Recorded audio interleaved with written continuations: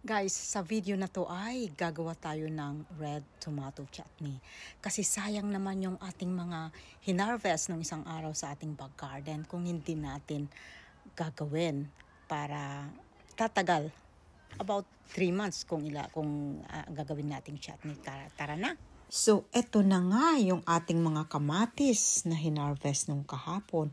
Ayan, pulang-pula na. Ayan, at mayroon din tayo dyan garlic, onions, at red wine vinegar. Ayan. Yan ang ating ingredients. At mayroon din sili para mayroong konting kick. Ayan. So, mayroon din tayo dyan ginger paste. Ayan. At dito tayo ngayon sa labas magluluto. Kaya inilabas ko yung aking portable na lutuan. Okay, so i-prepare na natin ang ating mga sibuyas. Ayan, hiwa-hiwain lang natin ng mga maliliit. Ayan, masakit sa mata ang paghiwa. Kayo ba guys, pag naghihiwa kayo ng mga sibuyas, naluluha din ba kayo?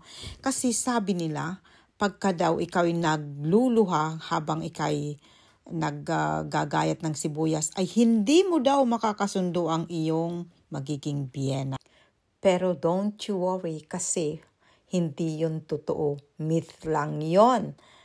Kasi mabait naman yung naging biyenan ko. Umpisahan na rin natin ito na hiwa-hiwain. Tanggalin muna natin yung core niya. Yeah? Yan, so tara. Ayan, so ganito lang ang pagtanggal ng yung core. Ayan, madali lang. So hiwa-hiwain lang natin. Ang medyo madami-dami ito. Aywan ko kung may 2 kilo kaya to. Pero yan. Pagtapos mahiwa, na natin, pagsamasamahin lang sa isang lutuan at lutuin ng matagal. Sa mahinang apoy lang. Yan. So, tara. Ayan, malapit na maubos. Ayan.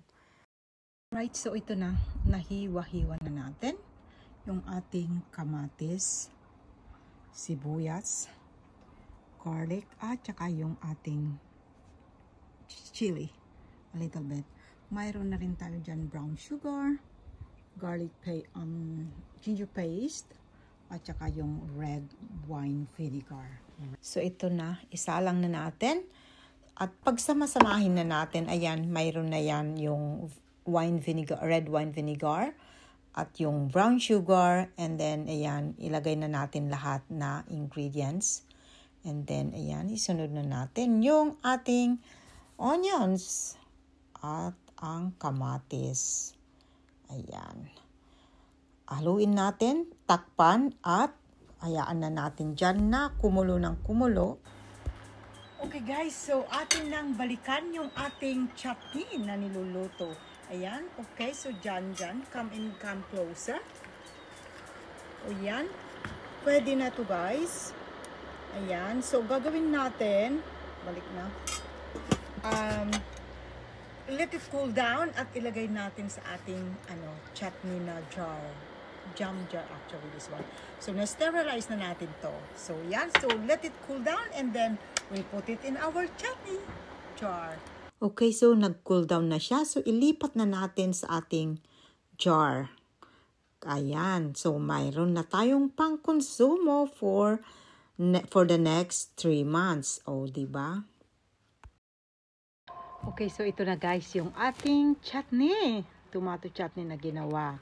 Ayan, so kailangan pakinabangan natin ng ating mga kamatis. Ayaw natin na masira, kaya ginawan natin ng paraan para tumagal-tagal konti. Alright, so yan. Thank you for watching guys. Bye-bye!